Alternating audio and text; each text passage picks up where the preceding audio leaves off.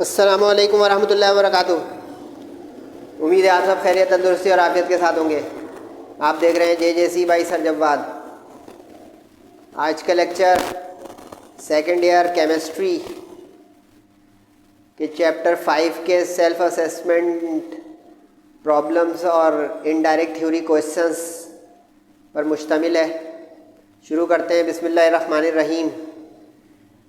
ये सिलसिला मैंने इस सेशन में शुरू किया है नई बुक के लिए। अपने साथ जो है बुक रख लें और बहुत अच्छा हो जाएगा अगर कुछ लिखने की चीज़ भी रख लें। चैप्टर 5 काफ़ी बड़ा चैप्टर है, तो इसकी वीडियो भी थोड़ी कॉम्प्रिहेंसिव होगी क्योंकि मैं समझाऊंगा भी आपको इंशाल्लाह, और अप्स एंड डाउन्स भी बताऊंगा उन क्वेश्चंस के जो सेल्फ असेसमेंट में हमारी बुक में हैं, और एक्सरसाइज की प्रॉब्लम्स जो इनडायरेक्ट क्वेश्चंस हैं। काफ़ी सारे क्वेश्चंस हैं, शुरू कर रहे हैं हम लोग। इससे पहले मैं चैप्टर नंबर 3 आपको डिलीवर कर चुका हूँ ऑर्गेनिक कंपाउंड्स का, वो भी जाके कैचअप कीजिएगा। चैप्टर 5 का नाम है हाइड्रोकार्बन्स। हाइड्रोकार्बन्स में एलिफैटिक और एरोमेटिक हाइड्रोकार्बन्स आ जाते हैं, यानी अल्केन, अल्कीन, अल्काइन एलिफैटिक हो गए और बेंजीन और उसके डेरिवेटिव्स जो हैं वो एरोमेटिक हो गए। सेल्फ असेसमेंट पेज नंबर 101 पे मौजूद है, बुक भी देख लें अपनी। Identify the following hydrocarbons. कह रहा है कि ये जो आपको हम मॉलिक्यूलर फार्मूले दे रहे हैं हाइड्रोकार्बन्स के 5 दिए में, कह रहे हैं इसमें से सैचुरेटेड और अनसैचुरेटेड आइडेंटिफाई करें, सॉर्ट आउट करें, अलहदा करें। अब आपको सबसे पहले ये पता होना चाहिए कि सैचुरेटेड हाइड्रोकार्बन्स जो हैं ये अल्केन्स होते हैं। अल्केन्स यानी जिसमें सारे सिग्मा बॉन्ड होते हैं, कोई भी पाई बॉन्ड नहीं होता। और अनसैचुरेटेड जो है उसमें 2 हो जाएंगे, अल्कीन और अल्काइन, जिसमें पाई बॉन्ड आ जाए, एक पाई बॉन्ड आ जाएगा तो अल्कीन हो जाएगा वो अनसैचुरेटेड, और 2 पाई बॉन्ड आ जाएंगे जिसको हम ट्रिपल बॉन्ड कहेंगे तो वो हो जाएगा अल्काइन अनसैचुरेटेड। अब इसका पिक करने का तरीका बहुत आसान सा मैं बताया था, वो संभाल लें। इनके जर्नल फार्मूले होते हैं ये अल्केन, अल्कीन, अल्काइन जो होते हैं। अल्केन जो है ना, इसका जर्नल फार्मूला है CnH2n+2। सही। अल्कीन जो है इसका है CnH2n। सही। अल्काइन का है CnH2n-2। अब आप कहेंगे सही क्या? सही ये बेटा कि कार्बन से हाइड्रोजन एटम्स डबल से 2 ज़्यादा हो, ट्वाइस से 2 ज़्यादा हो तो अल्केन हो जाएगा। n का मतलब है नंबर ऑफ़ एटम्स। अगर कार्बन से हाइड्रोजन के एटम्स की तादाद डबल हो, ट्वाइस हो तो अल्कीन हो जाएगा, और ट्वाइस से 2 कम हो यानी डबल से 2 कम हो हाइड्रोजन तो अल्काइन हो जाएगा। अब इस तरह जल्दी से अब इस क्वेश्चन को, और इसमें भी कोई चेंज कर दे तो आप सर्वाइव कर सकते हैं। अब इसमें देखें सैचुरेटेड वाला पहले इस तरह देखेंगे कि ये देखेंगे C8H18, 8 2 16 होता है +2, 8 2 16 +2 कितना हो गया 18। इससे पता चला कि ये वाला जो एक है ये सैचुरेटेड है यानी अल्केन है, और ये कौन सा होगा? ऑक्टेन। 8 वाला ऑक्टेन हो गया। अब बाकी जो है चेक करें किस तरह सैचुरेटेड है। 3 2 6, 5 2 10, यानी ये और ये वाले तो हो गए अल्कीन यानी प्रोपीन और पेंटीन, और C5H8 5 2 10 -2, ये डबल से 2 कम हो रहा है यानी ये हो गया पेंटाइन, 1 पेंटाइन, और ये वाला हो गया 1 पेंटीन। और C7H12 7 2 14 -2, 2 कम हो रहे हैं, तो इसका मतलब हो रहा है कि ये वाला अल्काइन है, ये वाला अल्काइन है, ये अल्कीन है और ये अल्कीन है, यानी ये चारों हो गए अनसैचुरेटेड, क्योंकि alkene alkyne collectively are unsaturated. आसान सवाल था लेकिन देखने सर ने समझाया तो टाइम लग गया, वरना मैं सिर्फ आइडेंटिफाई करा देता और वजह नहीं बताता कि क्यों है क्या है। इसमें एप्टीट्यूड की तैयारी भी है, ज़रा इसको भी ज़रा एहतियात से देखें। पेज नंबर 104 पर मौजूद है self assessment. Draw the structure of cyclopropane and explain the angle strain in it. कह रहे साइक्लोप्रोपेन का स्ट्रक्चर बताएं, उसमें एंगल स्ट्रेन की वजाहत करें। तो साइक्लोप्रोपेन जो है वो साइक्लिक यानी रिंग होगा, 3 कार्बन वाले को प्रोपेन कहते हैं, जिसमें 3 कार्बन हो, 5 वाला पेंटेन होता है। अब ये 3 वाला हमने बना दिया, ट्राइंगल बन गया, यानी यूँ समझेंगे ये ट्राइंगल बन गया, ये है साइक्लोप्रोपेन, सिंपल एज दैट। अब जो लोगों ने मैथ्स थोड़ी पढ़ी भी हो वो कहेंगे कि ट्राइंगल का एंगल 60 डिग्री हो जाएगा, क्योंकि ये इक्विलेटरल ट्राइंगल है, क्योंकि सम ऑफ 3 एंगल्स इज़ 180, तो 60 + 60 + 60 इज़ 180। तो इससे पता चल गया कि इसके अंदर एंगल होगा 60 डिग्री, यानी ये ट्राइगोनल स्ट्रक्चर होगा। ये तो आपको इस सवाल का जवाब मिल गया। एंगल स्ट्रेन से मतलब ये होता है कि खिंचाव, एंगल में जो है वो रिडक्शन आ रही है, क्योंकि इसके अंदर हम अगर गौर करें तो कार्बन जो है वो sp3 हाइब्रिडाइज्ड है। sp3 हाइब्रिडाइजेशन वो होती है जिसमें एक s ऑर्बिटल और 3 p ऑर्बिटल यूटिलाइज होते हैं। तो अब इसमें कोई भी पाई बॉन्ड यानी अनहाइब्रिड ऑर्बिटल नहीं है।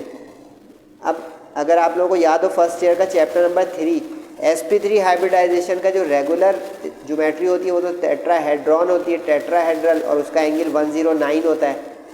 अब 109 से तो 60 बहुत बहुत छोटा है। अब इसी को कहेंगे आप एंगल स्ट्रेन। अब ये इतना बड़ा एंगल कम क्यों हुआ? इसकी वजह ये हो गई कि क्लोज चेन जो है ना, क्लोज चेन ये अट्रैक्शन में ज़्यादा कर लेगा अपने बॉन्ड्स को, एडजेसेंट कार्बन को, बनिस्बत ओपन चेन अल्केन्स के या ओपन चेन हाइड्रोकार्बन्स के। तो ये इसका जवाब मिल गया आपको कि स्ट्रक्चर तो है ट्राइगोनल और sp3 हाइब्रिडाइजेशन है, और इसकी वजह से क्लोज ज्योमेट्री की वजह से इसका एंगल स्ट्रेन 60 डिग्री यानी बहुत कम है ओपन चेन कंपाउंड से। इसी पेज पे ये 2 SA यानी कि सेल्फ असेसमेंट है, दूसरे में एक तरह की रीज़न है। रीज़न के क्वेश्चन अगर आपको करने हो तो ये ज़रूर देख लीजिएगा, क्योंकि कम आती है ऑर्गेनिक केमिस्ट्री में रीजनिंग, लेकिन आ सकती है। बॉइलिंग पॉइंट ऑफ साइक्लोप्रोपेन, इसी से रिलेटेड है कि बॉइलिंग पॉइंट साइक्लोप्रोपेन का n प्रोपेन से कम होता है। n प्रोपेन का मतलब यानी ओपन चेन, n जिसमें आ जाएगा वो यानी नॉर्मल हो जाएगा। नॉर्मल का मतलब ओपन, यानी ऐसा कार्बन का 3 कार्बन वाला कंपाउंड होगा तो हम कहेंगे ये n प्रोपेन है, और साइक्लोप्रोपेन तो आपके सामने ऊपर बना ही हुआ है। अब इसमें वजह यह है कि एंगल जो 60 डिग्री है ना, वही इसको कम करवाएगा, क्योंकि इसके रिंग स्ट्रक्चर आने की वजह से इसमें इनस्टेबिलिटी आ जाएगी मॉलिक्यूल की, और उसकी वजह से इसका बॉइलिंग पॉइंट रिड्यूस हो जाएगा ओपन चेन अल्केन्स के मुकाबले में, यानी इसको जल्दी हम स्टेट ऑफ मैटर में चेंज करवा सकते हैं। जैसे शुरू के जो साइक्लो कंपाउंड्स होते हैं वो लिक्विड्स होते हैं, जैसे ओपन चेन अल्केन्स जो होते हैं शुरू के C1 से लेकर C5 तक वो गैसेस होती हैं, मीथेन, इथेन, प्रोपेन। तो इनके बॉइलिंग पॉइंट साइक्लिक होने की वजह से कम हो जाते हैं, ओपन होने की वजह से बढ़ जाते हैं। इसके बाद है जनाब पेज नंबर 111 पर आपके लिए आसानियाँ कर दी हैं मैंने, आप फ़ायदा उठाएं इससे। सिर्फ तस्वीर ना लें, काइंडली पिक ना लें, स्नैप लेंगे तो आवाज़ मेरी कहाँ जाएगी। इस पे self assessment, what major product is obtained when, अच्छा ये इक्वेशंस वाले सवाल हैं, इंपॉर्टेंट होते हैं इक्वेशन के सवाल, सेक्शन बी में भी आते हैं, सी में भी संभालें। प्रोपीन को यानी अल्कीन को रिएक्ट करवाना है हाइड्रोजन आयोडाइड के साथ। बहुत आसान रिएक्शन है, लेकिन इसमें एक चीज़ आएगी जिसको आपने पढ़ा होगा मेरे साथ, लेक्चर भी मेरा देखिएगा जाके चैप्टर 5 का, मार्कोनी-कोव्स रूल। मार्कोनी-कोव्स रूल क्या कहता था बेटा? मुख्तसर बता सकता हूँ वरना पूरा लेक्चर चलाएगा। कि जो हैलोजन पार्ट होता है किसी हैलोजन एसिड का, जैसे HI है, HCl है, HBr है, ये हैलोजन एसिड है, इसका जो ये काउंटर पार्ट होता है यानी कि इलेक्ट्रोनेगेटिव पार्ट, वो उस कार्बन को जाके अटैच करता है किसी अल्कीन या अल्काइन यानी पाई बॉन्ड वाले सिस्टम में, जहाँ पे कम हाइड्रोजन हो, लेसर कार्बन, लेसन हाइड्रोजन।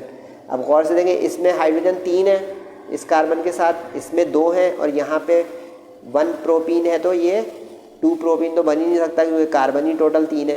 लेकिन 1 ब्यूटीन बोलते हैं, 2 ब्यूटीन बोलते हैं। तो साइड पे प्रैक्टिस कीजिएगा, जिस कार्बन के साथ हाइड्रोजन कम होगी वहाँ पे हैलोजन जाएगा। तो अब देखिए ये बीच वाले के साथ हैलोजन गया, इसलिए 2 आयोडो प्रोपेन बना। अगर आप किनारे वाले के साथ आयोडीन लगा देंगे तो ये गलत हो जाएगा। ये है इसमें बारीकी। तो व्हाट मेजर प्रोडक्ट, प्रोडक्ट का नाम ज़रूर लिखें क्योंकि उसने मेजर प्रोडक्ट पूछा है तो प्रोडक्ट का नाम लिखना लाजमी है बोर्ड एग्ज़ाम के लिहाज से number. Ethene reacts with chlorine water, ये तो आसान है क्योंकि इसके रेगुलर टॉपिक के अंदर भी था। ये ऊपर वाला अल्कीन में हमारे इथीन का था, तो ये प्रोपीन ब्यूटीन इसकी प्रैक्टिस कीजिएगा। क्लोरीन वाटर कहते हैं क्लोरीन एंड वाटर मिक्सचर, यानी क्लोरीन बबल थ्रू वाटर, इसको कहा जाता है क्लोरीन वाटर। जैसे ब्रोमीन वाटर होगा तो Br2 + H2 हो जाएगा। इसका तरीका होता है कि ये आपको डबल बॉन्ड रप्चर करेगा, यानी यहाँ से डबल बॉन्ड स्प्लिट हुआ, क्लीवेज हुआ, और एक क्लोरीन एटम जाके उसको वैलेंसी को पूरी फुलफ़िल करेगा और एक इस वाटर का OH पार्ट फुलफ़िल करेगा। यानी यूँ समझ लें कि ये क्लोरीन Cl है इसका बॉन्ड और वाटर HOH है इसका बॉन्ड। तो ये Cl और OH इसको कहते हैं क्लोरोहाइड्रिन, यानी जिसमें हेलोजिन और HO या OH पार्ट एडजेसेंट कार्बन्स पर हो, ये हाइड्रिन्स होते हैं, यानी कि वाटर के डेरिवेटिव्स। क्योंकि इसमें देखिए वाटर जो था क्लोरीन वाटर, उसका वाटर का OH पार्ट और क्लोरीन का Cl पार्ट आ गया और बाकी जो दो डिस्प्लेस हुए वो HCl अलग हो गया। यानी यूँ समझ लें कि ये H और ये Cl, ये तो हो गया ये, और Cl और OH ये, यानी कि ये सब्स्टिट्यूशन रिएक्शन है अल्कीन्स की। बज़ाहिर एडिशन लग रहा होगा लेकिन क्लोरीन वाटर ने सब्स्टिट्यूट कर दिया है। इथिलीन रिएक्ट्स विद ओजोन, ये तो कॉमन रिएक्शन है इसका। ओजोन जो है वो पहले मरहले में ओजोनाइड बनाता है, यानी एक इंटरमीडिएट प्रोडक्ट, और वो जिंक की मौजूदगी में हीट करने पर फॉर्मएल्डिहाइड बना देता है, यानी HCHO, दैट इज़ कॉल्ड फॉर्मएल्डिहाइड।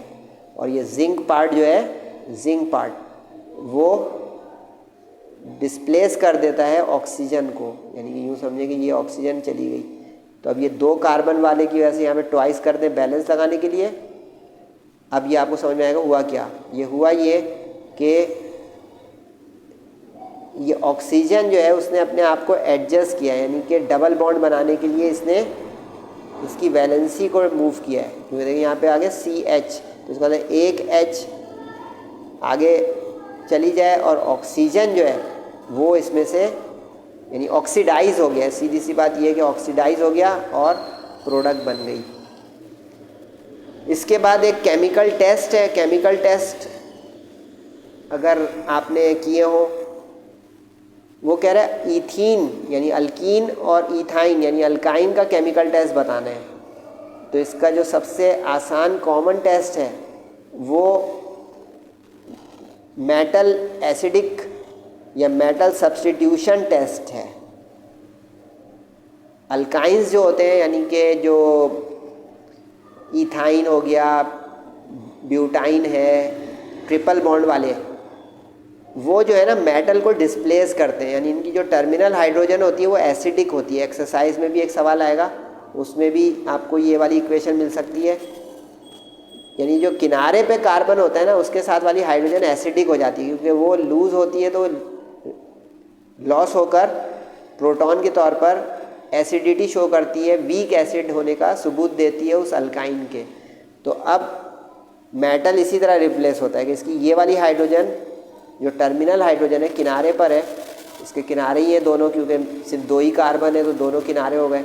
लेकिन 4 वाला ब्यूटाइन लेके करेंगे तो उसमें जो किनारे वाली हाइड्रोजन होगी सिर्फ उसके साथ आप ये करेंगे, अंदर वाली हाइड्रोजन के साथ नहीं करेंगे, क्योंकि टर्मिनल हाइड्रोजन की ये नेचर या कैरेक्टरिस्टिक है कि वो एसिडिक है। तो अब जब सिल्वर नाइट्रेट से रिएक्ट कर देंगे तो अल्काइन तो डिस्प्लेस करेगा मेटल को, एसिटिलाइड्स बनेंगे यानी सॉलिड्स, इनके प्रेसिपिटेट्स बनते हैं। इसमें ये वाला टेस्ट भी आप दे सकते हैं और ये वाला भी दे सकते हैं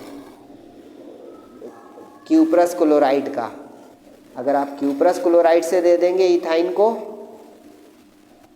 अमोनिकल होना चाहिए यानी अमोनिया बबल हुई हो इस सॉल्यूशन से, तब इसको कहते हैं अमोनिकल सिल्वर नाइट्रेट। तो ये आपके बना देगा कॉपर एसिटिलाइड। कॉपर एसिटिलाइड जो होता है ये रेड प्रेसिपिटेट्स देता है और जो सिल्वर होता है वो वाइट प्रेसिपिटेट, क्योंकि सिल्वर का टेक्सचर या इसका अगर आपने देखा हो रंगत चांदी की तो सिल्वरिश होती है, वाइटिश होती है तो वाइट देगा, कॉपर की रेडिश सी होती है, डार्क ब्राउनिश सी होती है तो वो रेड देगा। और इसमें से आपका, इसमें देखें नाइट्रेट की वजह से, अच्छा इसमें जो है H2O के बजाय आप HNO3 बनाएं क्योंकि डिस्प्लेसमेंट हुई है सीधी सीधी। तो यहाँ देखें 2 हाइड्रोजन ने NO3 को ले लिया, ये मिसप्रिंटिंग है, 2HNO3, तो इसमें बनेगा यहाँ पे 2HCl। असल में ये सब्स्टिट्यूशन रिएक्शंस हैं एसिटिलाइन या अल्काइंस के। जबकि अगर आपको पता हो ethene does not undergo substitution, ethene जो है यानी अल्कीन जो है वो सब्स्टिट्यूशन ही नहीं करते, तो चाहे उनको आप मेटालिक कंपाउंड्स के साथ करवाएं या किसी से भी, तो सब्स्टिट्यूशन ही नहीं होगी।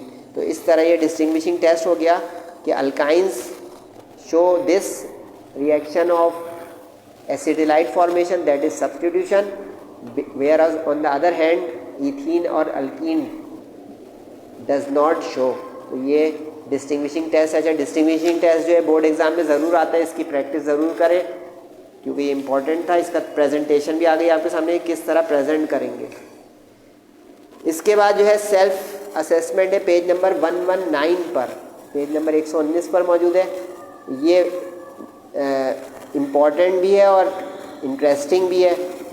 आइसोमर्स ड्रॉ करने कह रहे हैं, काफ़ी सारे स्टूडेंट मुझसे कहते हैं सर आइसोमर्स ड्रॉ करना सिखा दें, तो इनके लिए लेक्चर काम का है। देख लें भाई ये वाला हिस्सा इस लेक्चर का, वैसे तो पूरा लेक्चर ही काम का है।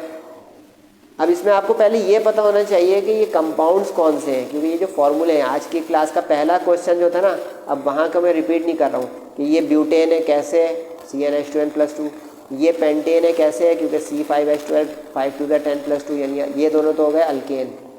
सही है, ये पहचान में आएगा ना तब सवाल ये आगे बढ़ेगा कि पहले ये पता हो कि इसके अंदर सारे सिग्मा बॉन्ड हैं या पाई बॉन्ड हैं या कौन से बॉन्ड हैं। और ये देखिए C4H8 C5H C4H6 C5H8, ये देखिए ये दोनों डबल से 2 कम है और ये दोनों डबल है, यानी 4 2 5 2 और ये 4 2 8 -2, तो इस वाला ये दोनों बन रहे हैं अल्कीन और ये दोनों बन रहे हैं अल्काइन। अब ये अगर पकड़ में आ गया ना तो ये सवाल बच्चों वाला हो गया 2 मिनट का। सर कैसे? ऐसे बेटा कि अल्केन्स यानी सैचुरेटेड तो पोजीशन आइसोमर्स बनाते ही नहीं है। पोजीशन का मतलब ही यही है कि पोजीशन ऑफ डबल बॉन्ड और ट्रिपल बॉन्ड और functional group should be change having same molecular formula but different structural features, यानी structural formula in which positions of double triple bond और functional group should be change as the case में भी। जैसे यहाँ पे functional group नहीं है तो डबल ट्रिपल बॉन्ड की पोजीशन चेंज हो। तो ये शुरू में देखें पहले आंसर लिखा हुआ है कि butane pentane do not give position isomers. अगर आप चेन आइसोमर कहते तो हम बना देते, चेन का मतलब है कि जिसमें स्ट्रेट चेन बनाएं ब्रांच निकाल दें तो वो हो जाएगा चेन आइसोमर। तो ये चूँकि सवाल में फरमाइश है पोजीशन की तो ये दोनों तो बना ही नहीं सकते। आगे बढ़े, ये दोनों बना सकते हैं, डबल बॉन्ड की पोजीशन चेंज कर दें क्योंकि ये अल्कीन तय हो गया CnH2n से और ये अल्काइन तय हो गया CnH2n-2 से। आज का लेक्चर का क्वेश्चन 1 देख लीजिएगा, उसमें मैंने ये लिख के दिखा दिया कि किसका जनरल फार्मूला होता है क्या, उससे ये तय कर रहा हूँ, ये रटवा नहीं रहा हूँ आपको। अब ये ब्यूटीन है, ब्यूटीन हो गया 4 कार्बन वाला डबल बॉन्ड वाला, सही है। तो अब देखिए इसमें फर्स्ट पोजीशन पर आ गया तो 1 ब्यूटीन, इसमें सेकंड पोजीशन पर आ गया तो 2 ब्यूटीन, यानी यूँ समझे कि ये 1 कार्बन हो गई 2। इसका लेक्चर भी आप देख सकते हैं, नॉमेनक्लेचर का मेरा अवेलेबल है, उसमें आपको इसकी नेमिंग का उसूल भी आ जाएगा क्योंकि आगे लिखा हुआ है also give their IUPAC name. सिर्फ ड्रॉ कर देंगे तो आधा नंबर मिलेगा, नाम भी देना है IUPAC से। अच्छा इसको आप यूँ भी लिख सकते हैं 1 ब्यूटीन बराबर, इन से पहले लिखने में ज़्यादा पसंद करते हैं टीचर क्योंकि इन का मतलब है डबल बॉन्ड, तो 1 पोजीशन पर डबल बॉन्ड, इससे ये पता चल जाएगा, वरना इसका भी वही मतलब है, लिखा जाता है 1 ब्यूटीन से पहले। पेंटीन में भी यही करें 1 के बाद और 2 के बाद। अब आप लोग ये सोच रहे होंगे कि सर आपको ये कैसे पता चल रहा है कि इसके 2 ही बनेंगे पोजीशन आइसोमर, तीसरा या चौथा नहीं बनेगा। बहुत सिंपल है, आप भी करके देख लो खेल के। इसके बाद अगर कोई बनाने की कोशिश करोगे आप तो रिपीट होने लग जाएगा, इससे पता चलेगा कि इसके इतने ही पॉसिबल हैं। जैसे देखिए 1 पोजीशन पर है, ये 2 पर है। अब फ़र्ज़ करें एक स्टूडेंट इसको यहाँ बना के कहे कि देखो मैंने 3 बना दिए, अब मैं आपको बताता हूँ कि 3 नहीं हुए 2 ही रहे, क्योंकि इस तरफ से अब ये 1 हो गया, क्योंकि numbering start from the end where carbon bond is nearer और प्रेजेंट। देखा आपने, ये वाला रिपीट हो गया, ये सेम आ गया दोनों। बज़ाहिर बच्चे को लग रहा था कि तीसरा बना दिया, लेकिन अब देखिए इसकी नंबरिंग रिवर्स हो गई तो 2 ही रहा, 2 पेंटीन। एक इसके बाद भी कर देगा, अगर मैंने चौथा भी बना दिया अब वो भी गलत होगा, क्योंकि वो उधर जो चौथा है वो इधर से 1 हो गया पहला, समझे। तो ये है बारीकियाँ कि इसको याद नहीं करेंगे, आप प्रैक्टिस करेंगे तो पता चल जाएगा कि इसके इतने ही पॉसिबल आइसोमर्स हैं, दैट्स इट, मज़ीद नहीं बनेंगे, यानी रिपीट होना शुरू हो गए। 4 और 6 से पता चल रहा है कि डबल से 2 कम हाइड्रोजन है तो ये अल्काइन है, और डबल अगर आ गई है तादाद हाइड्रोजन की तो ये अल्कीन है। यानी कि ये फार्मूले जो होंगे ना, ये आपको जर्नल फार्मूले के ज़रिए आवाज़ लगाएंगे कि मैं अल्कीन हूँ, मुझमें डबल बॉन्ड बनाए, मैं अल्काइन हूँ, मुझमें ट्रिपल बॉन्ड बनाए, क्योंकि उसने तो मॉलिक्यूलर फार्मूले दिए हुए, हमें समझ रहे हैं खोल के दिमाग से कि ये स्ट्रक्चर में कैसे बॉन्ड रखते हैं अपने अंदर। तो ब्यूटाइन में पहले 1 पोजीशन पे, बस देख लें, ट्रिपल बॉन्ड है तो YNE आएगा, ब्यूटाइन अल्काइन फैमिली का YNE और अल्कीन फैमिली का ENE। सेकंड पोजीशन पर आ गया तो 2 हो गया। अब तो देखें एक जैसी नकल भी कर सकते हैं आप। इस तरह 1 पोजीशन पे ट्रिपल बॉन्ड है तो पेंटाइन 1 हो गया, डबल बॉन्ड था तो पेंटीन 1 हो गया। इसी तरह ये 2 पोजीशन पर आ गया तो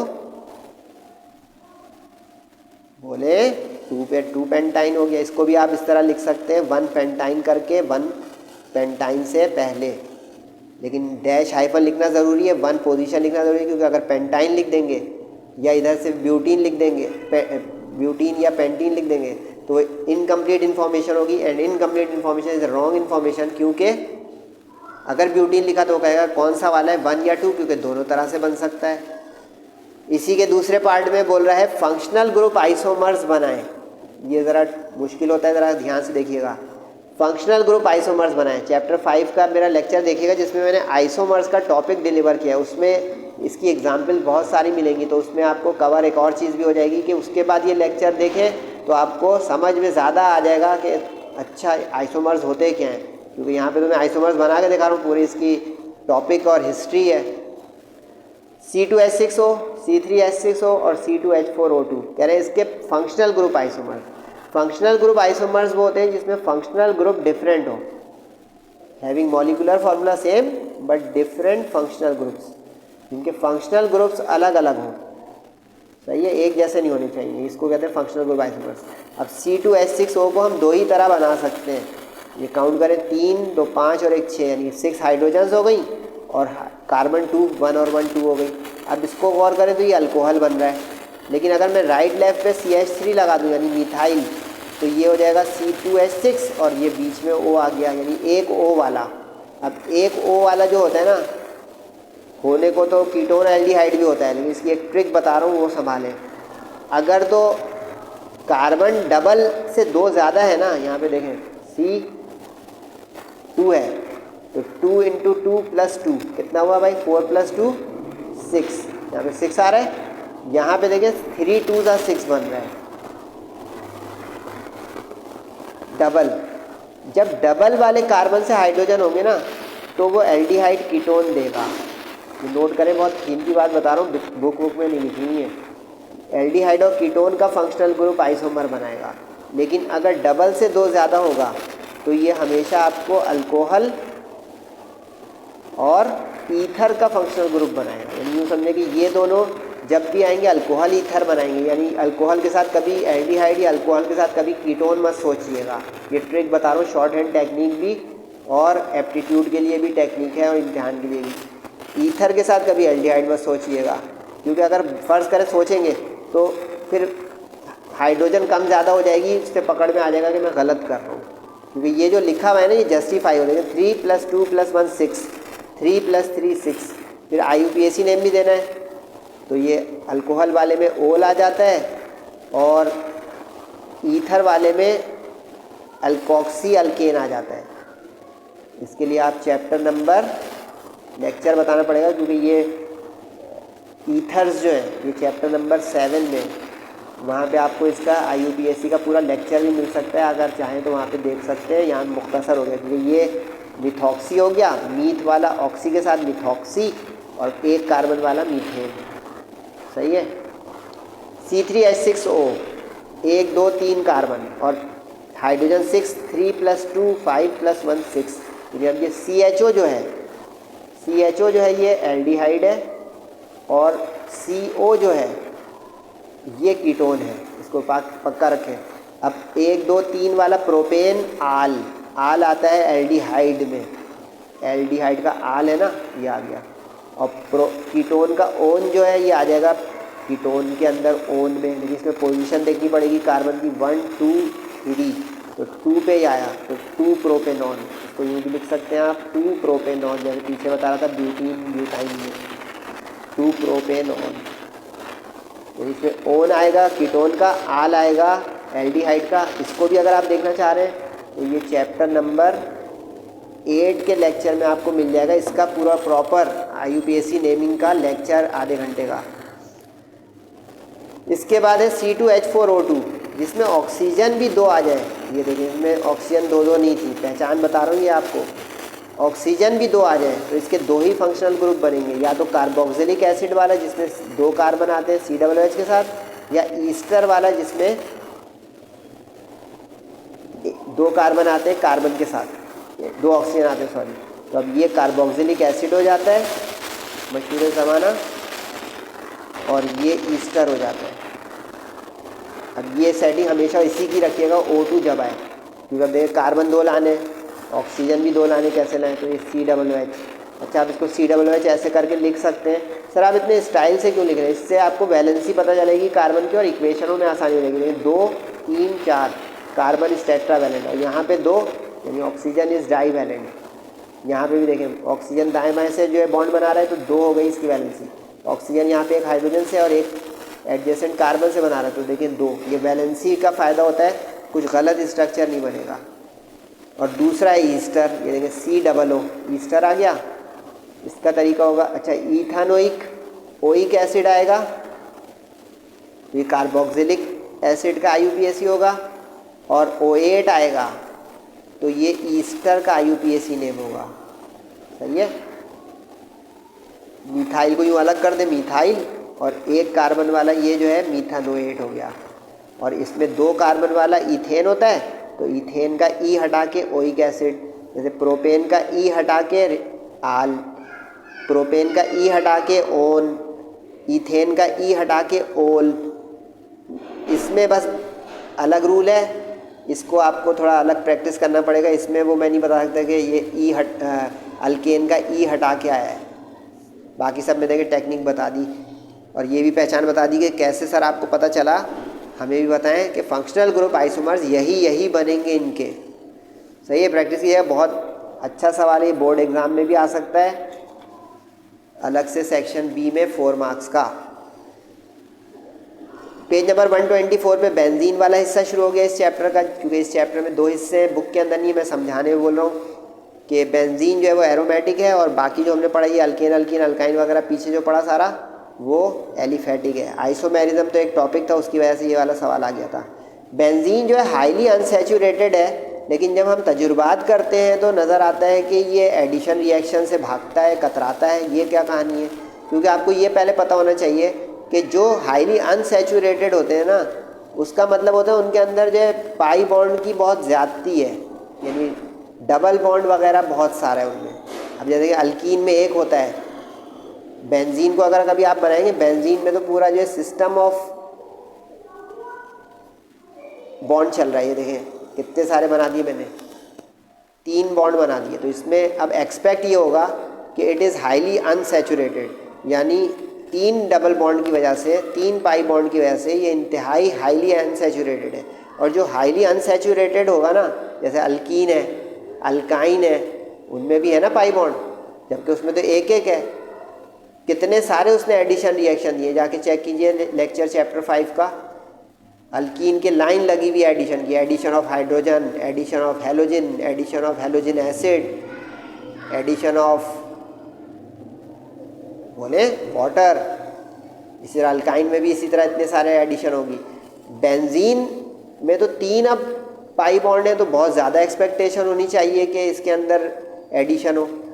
तो इसकी वजह है इसकी रेजोनेंस स्टेबिलिटी। ये लफ्ज़ क्या है सर? Resonance stability.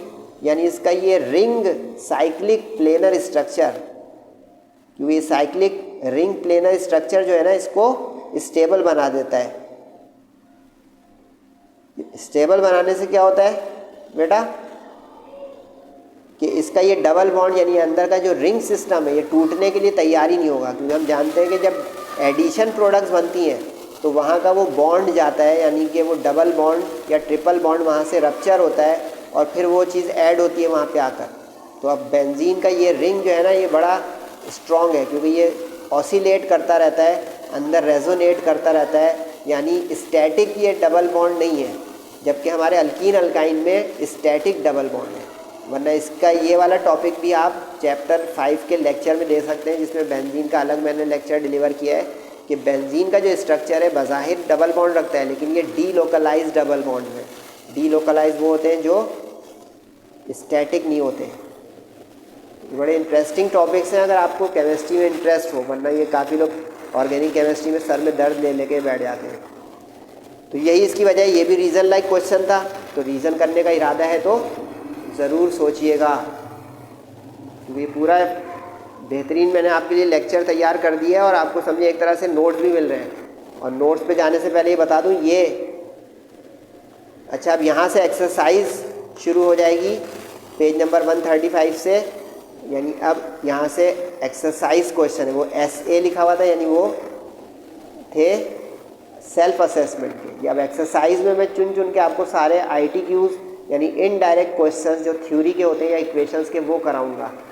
ये कराने से पहले मैं आपको इसकी बात कर रहा था कि ये ग्रुप ज्वाइन कर लें। इसमें आपको जैसे ये अब आपको नज़र आ रहा है इसका PDF ही मिल जाए, आप इसको जो है स्कैन कर लें या प्रिंट आउट कर लें।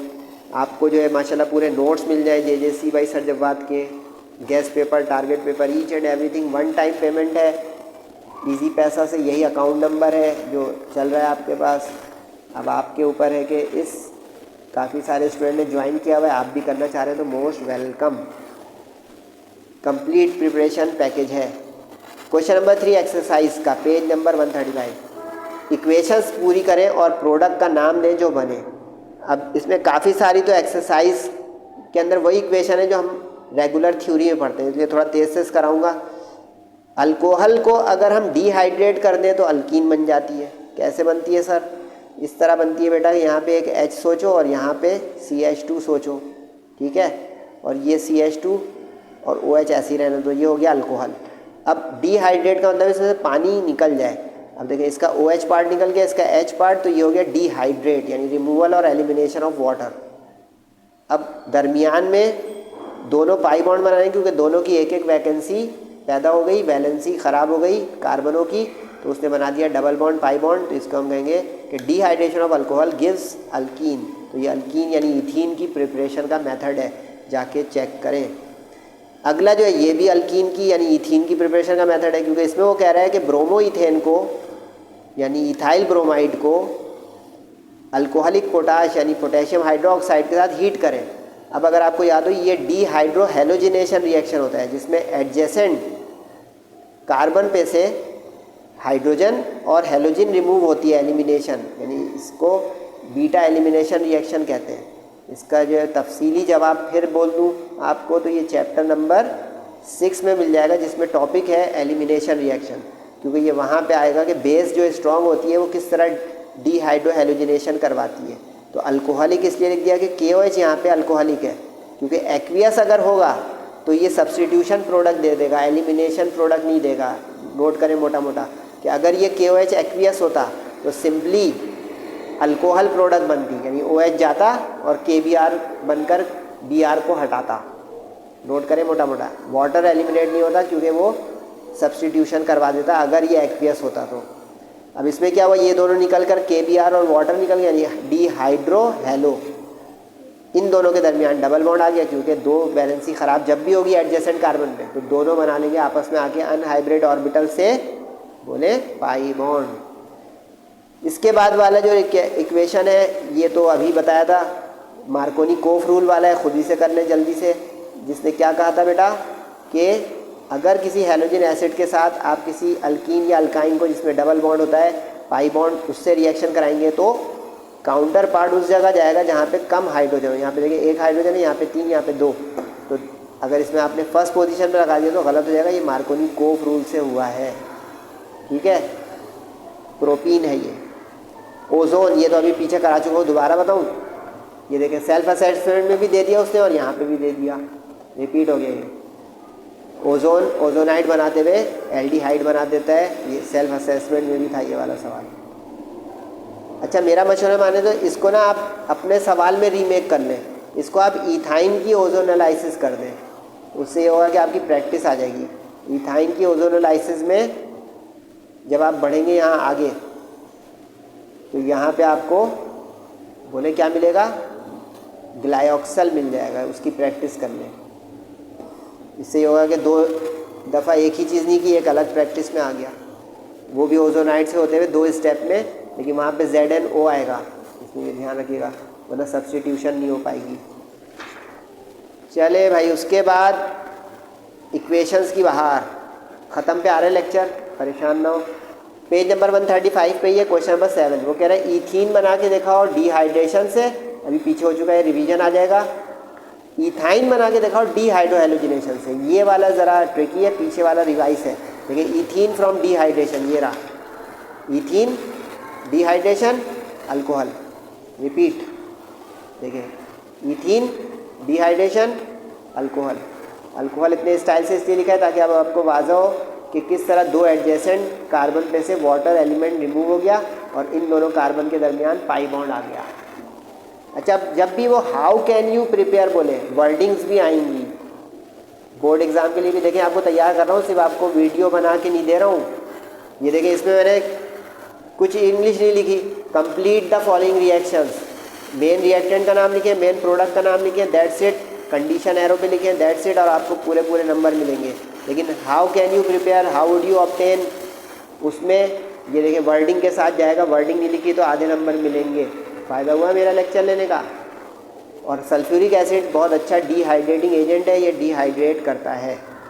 चैप्टर 1 में सल्फ्यूरिक एसिड खुद टॉपिक दिए है रिप्रेजेंटेटिव एलिमेंट्स के चैप्टर में। ये बड़ी मज़ेदार इक्वेशन है। काफ़ी सारे स्टूडेंट जो मेरे पास फिज़िकल क्लासेस लेते हैं वो कह रहे थे कि ये गलत है।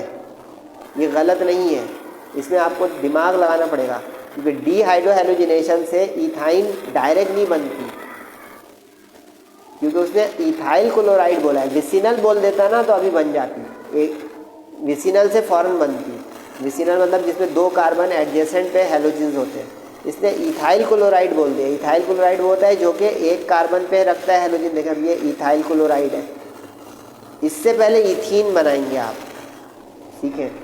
इथीन बनेगी फर्स्ट स्टेज में, सही है, यानी वही डिहाइड्रोहेलोजिनेशन हुई। के वाला पार्ट जो है OH को Cl को ले लेगा, सॉरी, और OH वाला पार्ट वाटर बनाने के लिए H को। इथीन फर्स्ट स्टेज में जो बनेगी ये हेलोजिनेशन करवाएगी in the presence of carbon tetrachloride, सही है। ये सुटेबल कैटलिस्ट है, रिएजेंट है। ये विसिनल देखे बना दिया इसने, ये विसिनल होता है जिसमें एडजेसेंट कार्बन के ऊपर हेलोजन आते हैं। अब इसके बाद वो थ्योरी आपने जो पढ़ी होगी कि विसिनल से पहले मरहले में इथीन बनाए और फिर इथीन कह दिया मैंने, ये विनाइल ब्रोमाइड है क्योंकि इसमें डबल बॉन्ड के साथ हेलोजन आ गया है, इथीन नहीं है ये। यानी इसमें भी वही हुआ है कि के Br को रिप्लेस कर दे, यानी सारे वो हो रहे हैं एलिमिनेशन रिएक्शन कि के पार्ट ने Br को ले लिया और H पार्ट ने OH को ले लिया। अब इन दो के दरमियान डबल बॉन्ड आ गया।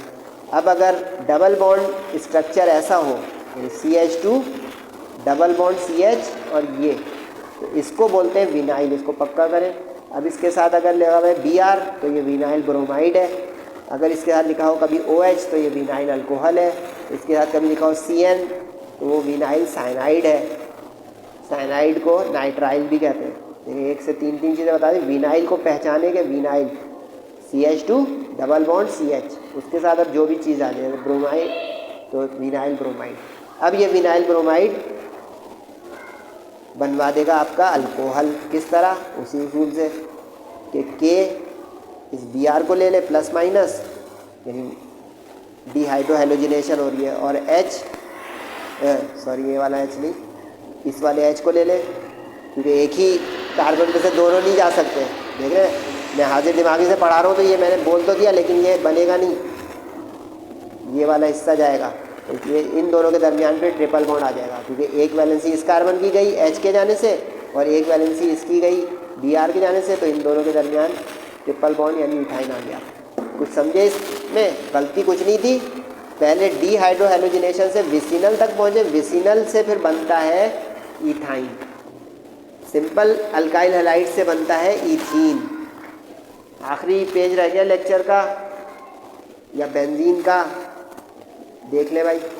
अच्छा, ये रीज़न है, फटाफट कर ले। कह रहे हैं अल्केन्स जो है उनको पैराफिन्स कहते हैं। क्यों कहते हैं भाई? क्योंकि पैराफिन का मतलब लेस, पैरम का मतलब लेस और एफिनिस का मतलब एफिनिटी। इसका मतलब ये हो गया कि इनकी एफिनिटी टुवर्ड्स अदर कम है, यानी कि इनके रिएक्शन स्लो होते हैं, इस वजह से वो स्टेबल है। बात ही ख़त्म, इनके नाम में ही है इनका काम। तो इनके रिएक्शन स्लो होते हैं इनके स्ट्रक्चर की वजह से, क्योंकि ये नॉन पोलर होते हैं। नॉन पोलर मतलब इनके अंदर प्योर कोवेलेंट बॉन्ड है। प्योर कोवेलेंट बॉन्ड वो होता है जिसके अंदर पोलैरिटी ना हो, और पोलैरिटी नहीं होगी तो ये दूसरे रिएजेंट्स को जिनके ऊपर चार्जेस होते हैं यानी पोलर रिएजेंट्स होते हैं, उनको साइट ही नहीं मिलती अटैक करने की कि यहाँ पे कोई हमारे मतलब का शिकारी नहीं है। तो इस वजह से फिर ये रिएक्शन में स्लो हो जाते हैं, यानी अल्केन्स। इसके बाद जनाब page number 136, right the equations for the following chemical processes. Ethene को हीट करना है, तो ईथीन को जब हीट करते हैं तो पॉलीमराइजेशन होती है। पॉलीमराइजेशन होगी तो पॉलीमराइजेशन के ज़रिए पॉलीइथीन बन जाएगी। ये याद कर ले, पक्का कर ले, बहुत आसान रिएक्शन है कि ethene having n monomers join together to give polyethene a large polymer. Ethene को बर्न कर दे एयर में पर एसिटिक एसिड के साथ, तो ये ऑक्सीडेशन है इसकी, इसको ऑक्सीडाइज कर दे पर एसिडिक, इसको कहते हैं CH2CO2H।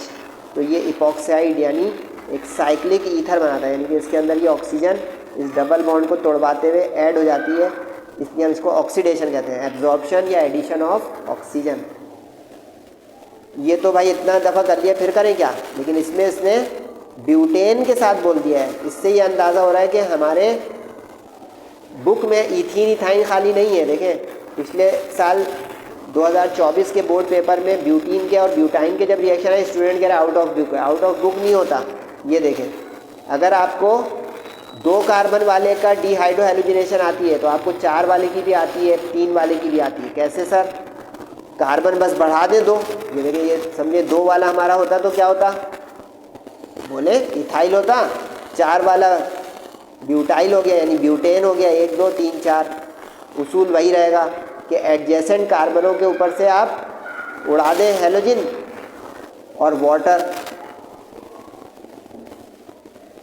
ये वाली हाइड्रोजन ले जाएं OH के साथ तो वाटर बना 2H2O, और ब्रोमीन को ले जाएं K के साथ तो 2KBr बना।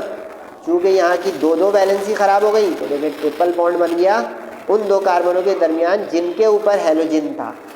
ये समझने का है, जहाँ पे हेलोजिन्स होंगी वहीं पे ये डबल बॉन्ड या ट्रिपल बॉन्ड आएगा, जिसको हम डीहाइड्रोहेलोजिनेशन कहते हैं, यानी अल्फ़ा हाइड्रोजन जानी चाहिए। यानी जहाँ पे हेलोजिन होगा ना, उसके बराबर वाली जो हाइड्रोजन होगी वो अल्फ़ा हाइड्रोजन होगी।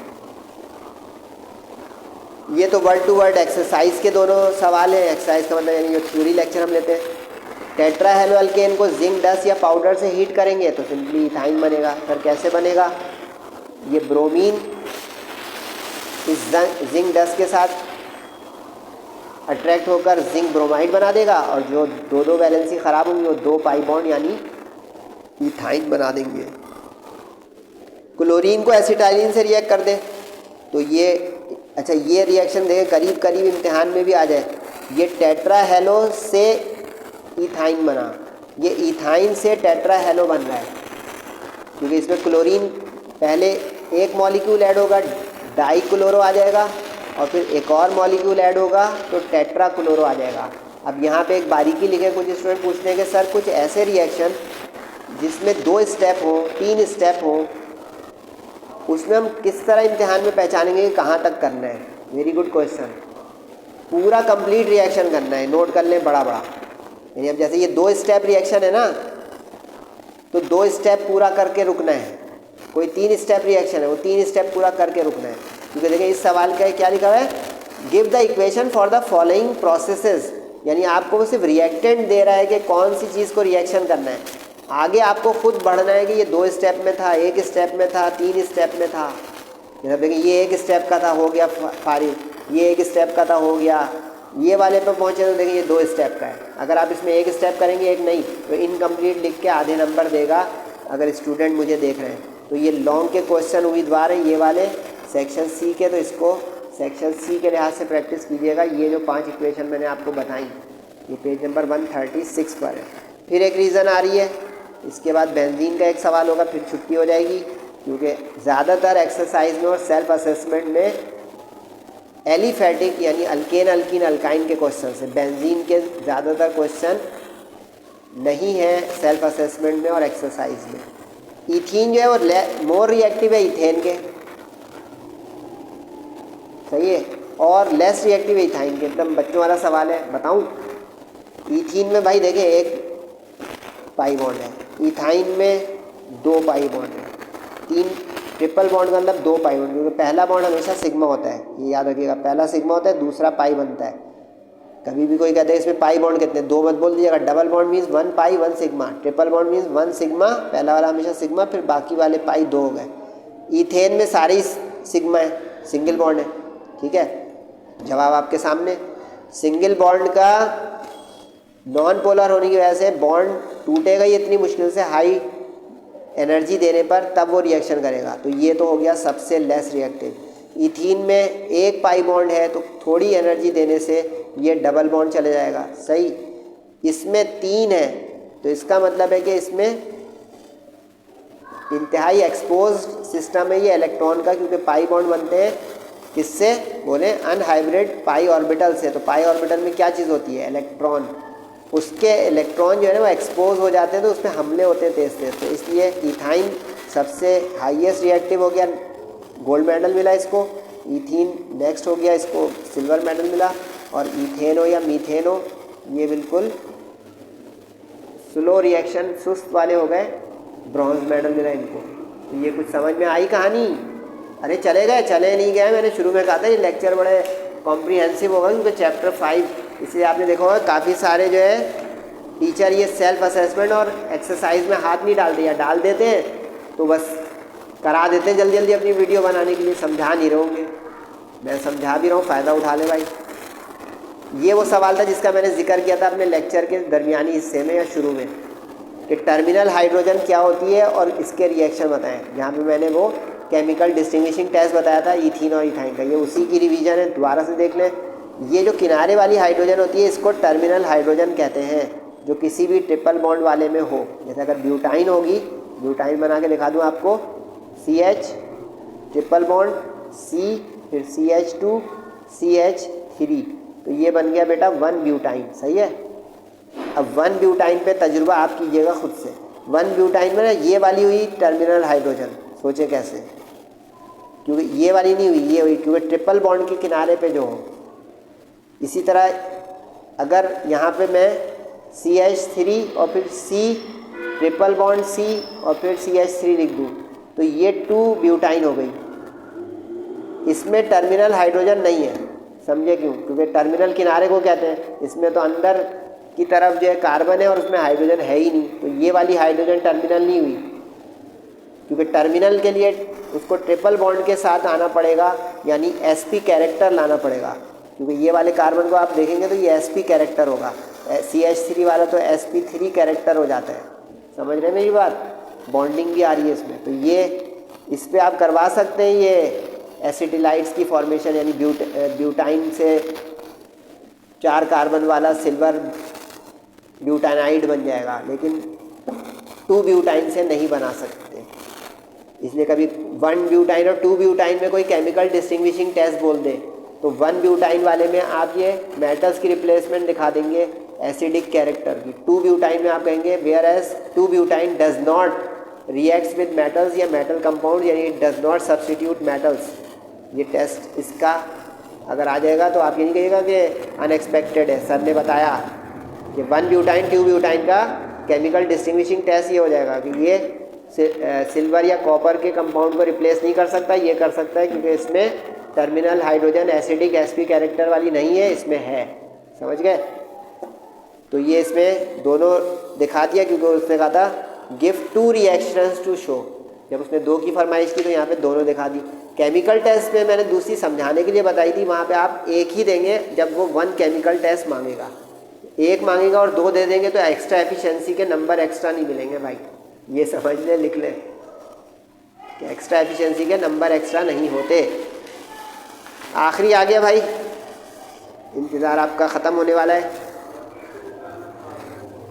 इस पे गौर कर ले भाई मेरे जाने से और आपके आने से पहले कि ये व्हाट्सएप ग्रुप JJC का ज्वाइन कर सकते हैं आप 1 टाइम फीस पेमेंट में फॉर द होल सेशन।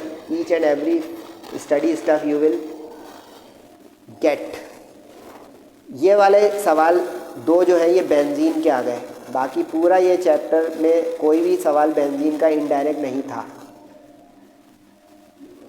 कह रहे कंडीशंस के साथ बेंजीन के रिएक्शन दिखाओ। हाइड्रोजन से बेंजीन को रिएक्ट करते हैं तो ये एडिशन रिएक्शन देती है, और पीछे जो बताया था कि एडिशन रिएक्शन इसके बहुत कम होते हैं, लेकिन स्पेशल कंडीशन जैसे ये कैटलिस्ट देंगे निकल और हीट टेम्परेचर प्रेशर देंगे तो एडिशन रिएक्शन देगा। आम हालात में ये एडिशन रिएक्शन नहीं, इलेक्ट्रोफिलिक सब्सटीट्यूशन देता है। वो लेक्चर भी देख लें चैप्टर 5 का मेरा, जिसमें बेंजीन के रिएक्शन मैंने बताए। तो इसमें तीनों बॉन्ड चलेगा और 3 हाइड्रोजन मॉलिक्यूल ऐड होकर ये डबल बॉन्ड की जगह यूँ समझे कि यहाँ पे CH था, हर कॉर्नर पे CH है, ठीक है, लिख नहीं रहा हूँ। इसमें अब हर में CH2 हो गया, ठीक है। देखिए हर की वैलेंसी 4 1 2 3 4, फिर हर जगह लगा दें खुद ही आप, तो 1 2, ये 2 लाइन का मतलब 2 बॉन्ड और 2 हाइड्रोजन 4 हो गए। इसमें देखिए एक अंदर जो डबल बॉन्ड की लाइनें 3 हो जाएंगी, 1 2 3, तो 1 H आएगा, तो ये एडिशन रिएक्शन हो गया। ये एसीटोफिनॉन बनाएगा, एसिटिल क्लोराइड जो है, इसको एसिटिल भी कहते हैं, एसिल भी कहते हैं। इसमें क्या होता है, इसमें ये होता है बेटा कि ये वाला हिस्सा जो है इसकी हाइड्रोजन को डिस्प्लेस कर देते हैं। यहाँ पे एक हाइड्रोजन थी ना, इस हाइड्रोजन को हटाया और ये इलेक्ट्रोफाइल है, इलेक्ट्रोफाइल आया और वीक इलेक्ट्रोफाइल को हटाया। Hydrogen is a weak electrophile. Electrophile means positive charge species. और देखिए ये जो CH3CO आके इसके साथ जुड़ा, इसने बना दिया एसिटोफिनॉन, यानी कि साइक्लिक कीटोन। साइक्लिक कीटोन, तो देखिए CO वाला कीटोन था, अभी पीछे मैंने जो आइसोमर्स बनाए थे। HNO3 के साथ सल्फ्यूरिक एसिड की मौजूदगी में नाइट्रोबेंजीन बनाएगा।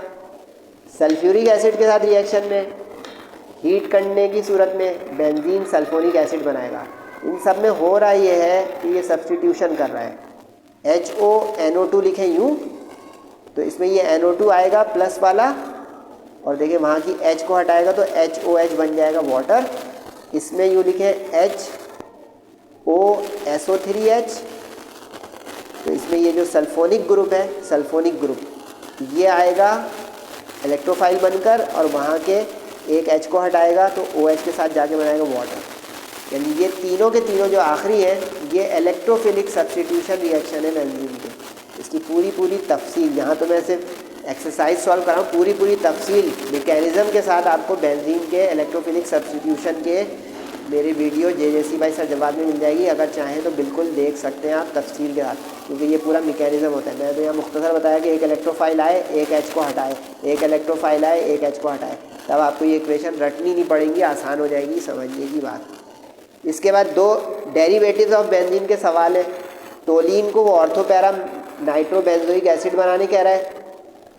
टोलीन क्या होता है बेटा, जिसमें बेंजीन रिंग पर CH3 आ जाए ये टोलीन हो जाता है। अच्छा एक चीज़ ख़त्म हो गया लेक्चर, लेकिन आपने एक चीज़ नोट की, मेन रिएक्टेंट प्रोडक्ट के लिखने की और एरो पे कंडीशन के लिखने की बिल्कुल पक्की प्रैक्टिस और आदत बनाइएगा, क्योंकि यही मार्क्स दिलवाएंगे। और कोई टीचर मुझे देख रहा है तो बिस्मिल्लाह, वो अगर मुझसे कुछ सीख रहा है या मुझे कुछ सजेस्ट करना चाह रहा है तो मोस्ट वेलकम। आप लोग भी अपना फीडबैक ज़रूर दिए। अब ये नाइट्रिक एसिड से पहले बनाएगा नाइट्रोटोलीन, ये नाइट्रोटोलीन बन गया। अब आपको ये सोचना है कि सर ने नाइट्रोटोलिन क्यों बना दिया। उसने तो भाई ऑर्थो पैरा नाइट्रोबेंजोइक बनाने का है। इसकी वजह सुन लें भाई, मोटा मोटा लिख लें। इसकी वजह ये है बेटा कि ये जो है ना ऑर्थो पैरा डायरेक्टर्स जो होते हैं ना, ऑर्थो और पैरा डायरेक्टर्स यानी डायरेक्टिंग ग्रुप जिनको कहते हैं, ये दूसरे किसी जगह पे किसी अगले को आने ही नहीं देंगे। यानी इनकमिंग ग्रुप को, न्यू ग्रुप को अपने ऑर्थो पैरा पोजीशन के अलावा आने ही नहीं देंगे। तो अब इस चीज़ को आप समझ लें कि ये जो नाइट्रो ग्रुप है ना, ये मिथाइल यानी पहले टोलिन मंगवाएगा ऑर्थो पोजीशन पर या पैरा पोजीशन पर। तो मैंने यहाँ पे पहले पैरा पे मंगवा दिया क्योंकि उसने ऑर्थो पैरा बोला है। एक साथ नहीं बनाइएगा, पैरा पोजीशन पे आ गया, फिर वही चीज़ फिर ऑर्थो पोजीशन पे आ गई। ये पोजीशन ऑर्थो होती है जो कंधे वाली होती है, कमर वाली जो होती है ये मेटा पोजीशन होती है, और नीचे वाली जो होती है ये OMP याद कर लें। और इस तरफ भी ये ऑर्थो है, ये मेटा है, लेकिन साइक्लिक बनाइएगा इस तरफ से। तो पैरा तो नीचे ही आएगा, तो पैरा पे नाइट्रो आ गया। क्योंकि ये जो होगा ना, ये ऑक्सीडेशन से हटेगा आपका टोलिन। आप डायरेक्ट बेंजोइक एसिड नहीं बना सकते बग़ैर ऑक्सीडेशन के, नोट इट वेरी क्लियरली। क्योंकि टोलिन जो है ऑक्सीडाइज होकर बेंजोइक एसिड दे सकता है, बेंजीन डायरेक्ट ऑक्सीडाइज होकर बेंजोइक एसिड नहीं दे सकता है, नेवर, क्योंकि ये ऑक्सीडेशन प्रॉपर्टीज़ होती हैं इन चीज़ों की। तो KMnO4 यानी पोटेशियम परमैंगनेट बहुत अच्छा ऑक्सीडाइजिंग एजेंट है, ये ऑक्सीडाइज कर देगा इसको, बेंजोइक एसिड बन गया, लेकिन पैरा पोजीशन के साथ। तो पैरा नाइट्रो, NO2 मतलब नाइट्रो, जैसे NO2 अकेला आ गया तो नाइट्रो बेंजीन, अगर COOH के साथ आ गया तो नाइट्रो बेंजोइक एसिड। क्योंकि ये ओइक एसिड होते हैं जो कार्बोक्सिलिक एसिड के ग्रुप के होते हैं सारे, यानी इथेनोइक एसिड, मीथेनोइक एसिड, जिसको हम फॉर्मिक और एसिटिक एसिड वगैरह कहते थे। तो पैरा पोजीशन के ये 2 स्टेप में अलग बनाएंगे आप, और ऑर्थो पोजीशन के अलग, आगे पीछे आप कर सकते हैं। एक वर्ड टू वर्ड बुक का है, अच्छा ये बुक का नहीं था इसलिए मैंने पूरा सॉल्व करके दिखा दिया। एक पेज नंबर 100 एंड क्या लिखा हुआ है बोले 131 पे आप M नाइट्रोटोलिन का वर्ड टू वर्ड स्ट्रक्चर देख सकते हैं। That concludes today's lecture, a heavy lecture but a very important lecture. अपना और अपने वालिदैन का बहुत ख्याल रखिएगा, फीडबैक ज़रूर दिया करें, व्हाट्सएप ग्रुप ज्वाइन कर लें, नमाज़ों की पाबंदी करें एहतिमाम के साथ, दुआओं की दरख्वास्त है। अस्सलामु अलैकुम वरहमतुल्लाह।